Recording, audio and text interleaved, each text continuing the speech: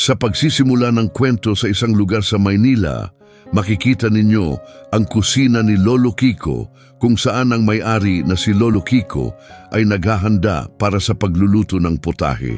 Sa isang banda sa palengke, makikita rin ang kanyang apo na si Marco na bumibili ng mga sangkap at masigasig sa pagpili ng sarili niyang mga gulay. Kilala si Lolo Kiko sa masarap at mahusay na pagluluto, katunayan marami na rin siyang natanggap na parangal dito. Ngunit mahina ang kita ng restoran dahil sa pagiging mainitin ng kanyang ulo. Tulad na lamang matapos niyang magluto ng in-order na pagkain, bumalik sa kusina si Aling Rosa, ang tapat na katulong ni Lolo Kiko dahil isinauli ng customer ang pagkain dahil sa dami ng taba ng karne. Nagalit si Lolo Kiko at umalis na lamang ang mga customer. Ang tanging nagpapasaya kay Lolo Kiko ay ang kanyang apo na si Marco. Mahilig din si Marco sa pagluluto, ngunit ayaw ni Lolo Kiko na magtrabaho si Marco sa kusina upang makapag-focus sa pag-aaral dahil pangarap niyang makatapos ito ng engineer pagdating ng kolehiyo. Sinusubukan ni Marco na tumulong sa kusina, kaya't hinahayaan na lamang niya minsan ang kanyang lolo para na rin silang naglalaro kapag magkasama sila sa kusina. Dito, tinuturuan ni Lolo Kiko si Marco ng kanyang mga kaalaman sa pagluluto. Isang araw, kinausap ni Lolo Kiko si Mang Lito ang may-ari ng kanilang pwesto. Sinabi ni Lolo Kiko na mahina ang kanyang negosyo dahil nagbago na ang hilig sa pagkain ng mga kabataan. At hindi na niya iyon kakayanin pa.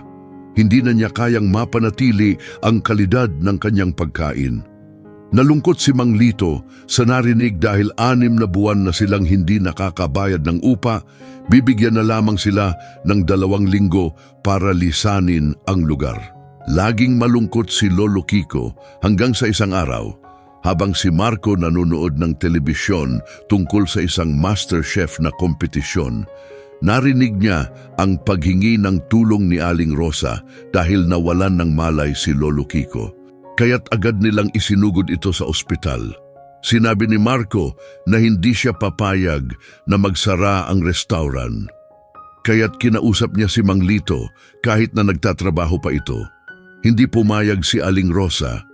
Sinabi niyang bitawan na lang nila ang restaurant dahil kailangan nang umalis ni Marco para sa kolehiyo sa susunod na taon, ngunit pinipilit ni Marco na ipagpatuloy ang restaurant. Nagulat si Marco sa telebisyon nang marinig niya ang pagbubukas ng isang kompetisyon sa pagluluto kung saan ang premyo ay 1,000,000 piso. Naisip ni Marco na kung sakaling manalo siya, iyon na ang sagot sa kanilang problema. Agad na tiningnan ni Marco ang kanyang pera upang gamitin sa pagsali sa kompetisyon at pumunta sa Cebu, isa rin sa pinakamalaking lungsod sa Pilipinas. Dahil alam ni Aling Rosa ang kakayahan ni Marco, ibinigay niya rito ang perang pangkolehiyo sana nito. Kinabukasan, nakarating si Marco sa Cebu. Namangha siya sa ganda ng lungsod, nakapunta siya sa palengke at kumain ng mga pagkaing kalye.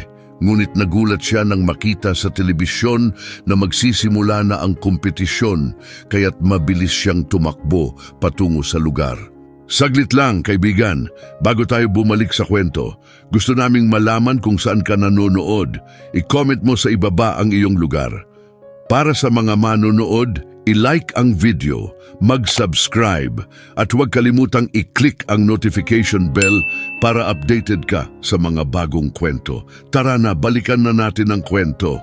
Samantala, sa pagsisimula ng kompetisyon, naroon na ang mga kalahok mula sa iba't ibang bansa. Ipinakilala ng host ang tagapagtatag at grandmaster ng kompetisyon, si Paula Santos. Ipinakilala rin ang pangalawang hurado, si Chef Danilo. Sa unang round, ibinigay ni Chef Danilo sa mga kalahok ang kanilang unang gawain. Kailangan nilang magluto ng perpektong egg tart. Ang hindi makakapasa ay hindi makakasali sa ikalawang round. Dumating si Marco sa lugar ng kompetisyon habang nagsimula na ang unang batch ng mga kalahok na magluluto. Labis na nagulat si Marco nang malaman na hindi na siya makakasali dahil hindi niya agad napunan ang kanyang online registration para makakuha ng kumpirmasyon. Ngunit hindi nawalan ng pag-asa si Marco. Naghintay siya tulad ng iba. Tinawag ng coordinator ang huling batch ng mga kalahok. Tinawag ang isang kalahok na nagngangalang Joshua, ngunit walang nagtaas ng kamay. Kaya't itinaas ni Marco ang kanyang kamay at sinabing siya si Joshua. Agad siyang nakapasok sa kompetisyon. Tuwang-tuwa si Marco dahil nasa huling batch siya. Naging abala siya sa paghahanda para sa pagluluto ng itlog. Ngunit ang problema, hindi gumagana ang kanyang kalan. Kinabahan si Marco dahil malapit na sa kanya ang mga hurado na nag-i-inspeksyon. Agad niyang kinuha ang kanyang libro at ang isang patpat. Iyon ang ginamit niyang pang-apoy. Mabilis niyang niluto ang itlog habang papalapit ang mga hurado. Nang makarating sa kanya ang mga hurado, sakto ang pagkaluto niya ng itlog. Tinanong siya ng mga hurado kung bakit hindi niya ito agad naluto. Sinabi ni Marco na papel at patpat lamang ang ginamit niya para makapagluto. Humanga ang mga hurado sa paraan ng pag-iisip ni Marco kaya't nakapasa siya para sa ikalawang round. Nagkaroon ng panayam si Paula. Sinabi niya na sinimulan niya ang final recipe competition show 15 taon na ang nakalipas. Ngunit hindi naging maganda ang unang season ng kompetisyon. Akala niya ay mawawala na ang palabas hanggang sa makilala niya si David. Dahil sa galing at kakaibang talento nito sa pagluluto, nagpatuloy ang palabas hanggang ngayon at naging matagumpay. Pagkatapos ng panayam, umuwi si Paula ng gabing iyon. Naabutan niya ang kanyang asawang si David na nanonood ng kanilang palabas sa telebisyon. Sinabi niya kay Paula na tumawag ang kanyang doktor tungkol sa resulta ng kanyang check-up kung maaari pa siyang magkaanak. Habang ng gabing iyon, kinukumusta ni Marco ang kanyang lolo. Sinabi ni Aling Rosa na napanood niya ang kompetisyon sa TV at huwag na siyang mag-alala sa kanyang lolo dahil magiging maayos ang lahat. Nagpasalamat si Marco kay Aling Rosa sa pag-aalaga sa kanyang lolo. Ngunit hindi binanggit ni Aling Rosa ang nalaman niya mula sa doktor na wala na silang magagawa para sa karamdaman ni Lolo Kiko. Ang susunod na round ay isang group competition at sa ibang lugar, mapupunta si Marco sa Group 8 kung saan makakasama niya ang tatlong chef na sina Cara na nagtapos ng Culinary Arts sa Paris, si Yumi na nagtapos din ng Culinary Arts sa Sydney, Australia at si Rico na nagtapos din ng Culinary Arts sa South Korea. Sa simula ng ikalawang round, kailangan nilang lutuin ang kanilang pinakamasarap na putahe gamit ang baboy na naging isang malaking gulo sa lahat ng mga putahe at disenyo ng pagkain. Tinikman ni Marco ang lasa ng inihaw na baboy. Sinabi niyang hindi na kailangan ng sarsa. Hiniwa ito ni Cara, nilagyan pa rin niya ng sarsa ngunit natapon ito ni Marco kaya't nadumihan ang kanyang mga kamay. Agad na tinulungan ni Yumi si Marco na itapon ang mga sarsa at dahil tapos na ang oras, dumating na ang mga hurado. Sa una ay inakala ng mga hurado na isang ordinaryong inihaw na baboy lamang ang kanilang inihanda. Ngunit nang matikman nila ang inihaw na baboy, natuwa sila sa kakaibang lasa ng karne. Nagulat si Cara na tama si Marco dahil kung sarsa lang ang malalasahan ng mga hurado, hindi ang karne, kaya't nakapasok sila sa susunod na round. Sa gabi, napansin ni Paula na nagkakatipon ang mga empleyado sa labas. Nilapitan niya ang mga ito at tinanong kung ano ang kanilang ginagawa. Humingi ng pasensya si Marco. Sinabi niyang nakita niyang gutom ang mga empleyado kaya't niluto niya ang natirang baboy sa halip na itapon. Nalinlang ni Marco si Paula na kumain, binigyan niya ito. Napansin ni Paula na nasasanay na si Marco sa pagluluto at matapos ibigay ni Marco sa kanya ang pagkaing niluto niya para sa kanya. Natigilan si Paula dahil natikman niya muli ang parehong pagkain. Ang huling beses na natikman niya ito ay 15 taon na ang nakalipas. Naalala niya muli na natikman niya ang ganoong uri ng pagkain nung nasa isang palengke siya. Isang malaking problema para sa kanya noon ay hindi niya mahanap ang taong may talento sa pagluluto para maging master chef ng kanilang cooking show na magsisimula pa lang sa loob ng 2 linggo. Saan man siya magpunta at tikman ang pagkain, wala siyang makitang may kakaibang talento sa pagluluto. Hanggang sa pumunta siya sa isang sikat na restaurant, ngunit sarado ito at hindi siya pinagbuksan ng isang matandang may-ari. Mula doon, naamoy niya ang amoy ng pagluluto. Hinanap niya kung saan ito nanggaling. Pumunta siya sa isang kusina. Nakita niya si David na nagluluto kasama ang kanyang maliit na anak na lalaki. Nalaman din ni Paula na patay na ang asawa ni David. Matapos magluto si David, ipinatikim niya kay Paula ang pagkain. Ngunit sinabi ni David na hindi niya alam kung anong lasa ang niluto niya. Sinunod lang niya ang resipe ng kanyang anak dahil kaarawan nito. Labis na nagulat si Paula dahil nakuha ni Marco ang parehong lasa ng luto ni David. Naisip ni Paula na may potensyal ang bata. Nalaman ni Paula na may talento si Marco na maaaring sumikat sa larangan ng pagluluto. Kaya't kinausap niya ang isang pribadong investigador para makakuha ng karagdagang impormasyon tungkol kay Marco. Ngunit dahil sinabi ni Marco na siya si Joshua, iimbestigahan nila ang pangalan at pagkatao ni Joshua. At bago umalis ang pribadong investigador, nag-iwan ito ng isang address tungkol sa taong matagal nang hinahanap ni Paula. Sa ikatlong round, bawat grupo ay binigyan ng malaking halaga para bumili ng mga sangkap. Kailangan nilang magluto ng masasarap na pagkain na ibebenta sa mga bansa. Nagtalo sina Kara at Yumi dahil gusto nilang magluto ng putahe. Kaya't hiniling nila sa grupo na hatiin ang pera at magluto ng kahit anong gusto nila. Hindi bumili ng anumang sangkap si Marco. Sa halip ay pumunta siya sa airport at handa nang umuwi. Dahil sa kanyang isip, marami na siyang pera at magagamit niya ito para sa kanyang pag-aaral at para sa pagpapatuloy ng kanilang restaurant. Napanood ni Marco ang panayam kay David. Sinabi niyang nakamit niya ang kanyang pangarap dahil sa kanyang pagpupursigi sa gusto niyang gawin, lalo na sa pagluluto. Kahit na ito ang kapalit sa gusto ng kanyang ama na maging engineer o doktor.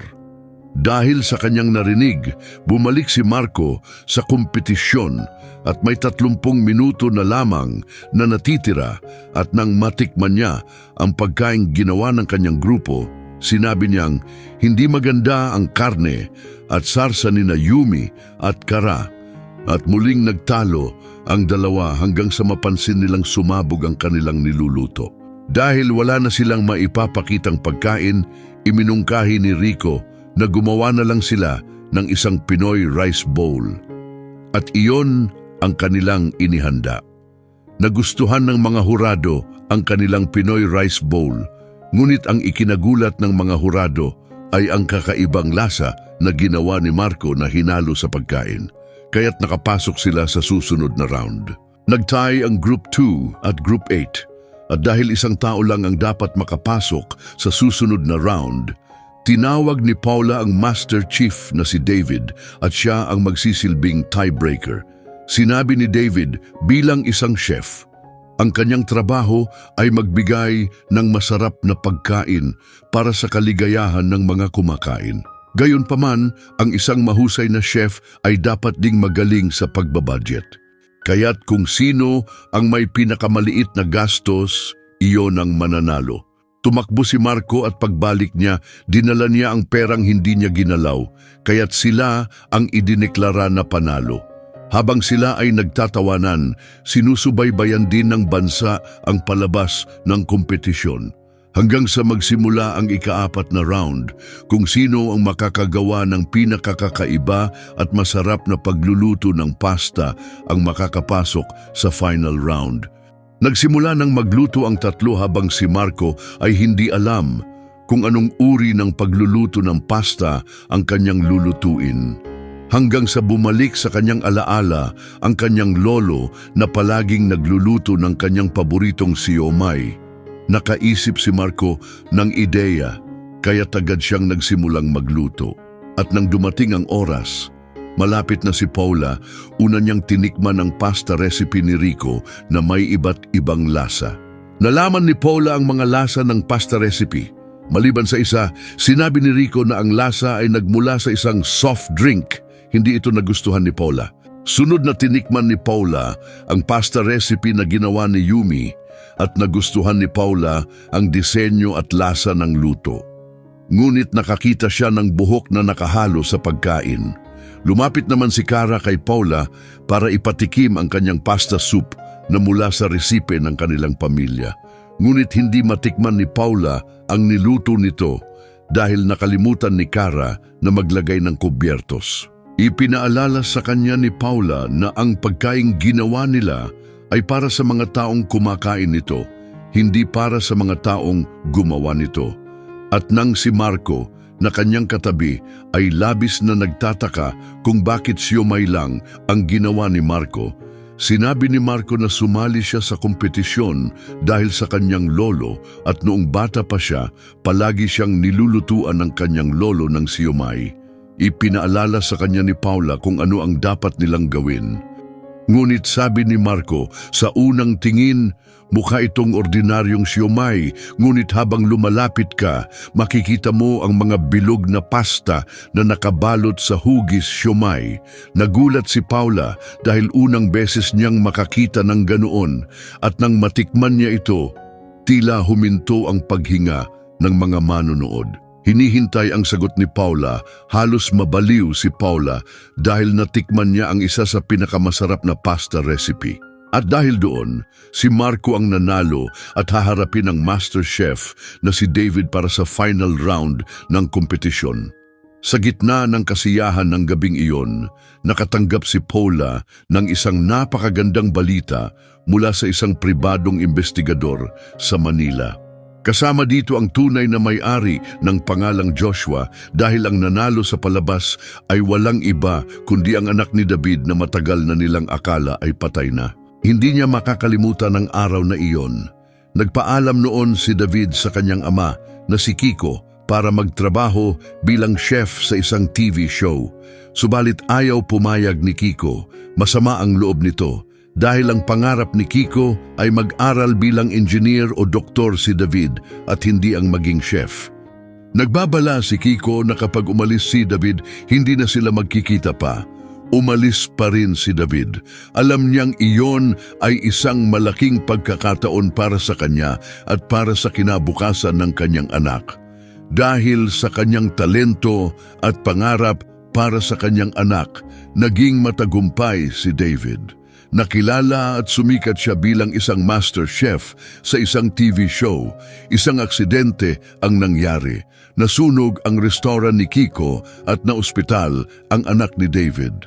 Agad na tinawagan ni Kiko si David, ngunit nasa kalagitnaan ng live show si David noon at ayaw ni Paula na kausapin si Kiko.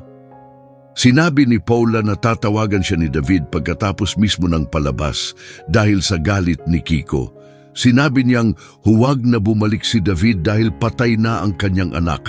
Agad na umuwi si David nang makarating siya sa restoran na sunog na. Labis siyang nasaktan at inakala niyang patay na ang kanyang anak. Hindi niya mahanap kung saan lumipat ang kanyang ama.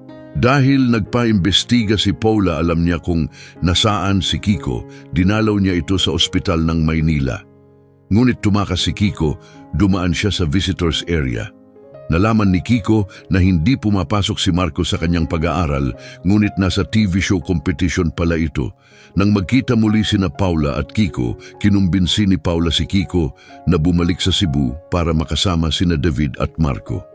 Galit sa kanya si Kiko dahil inakala niyang ito ang dahilan kung bakit sila iniwan ni David.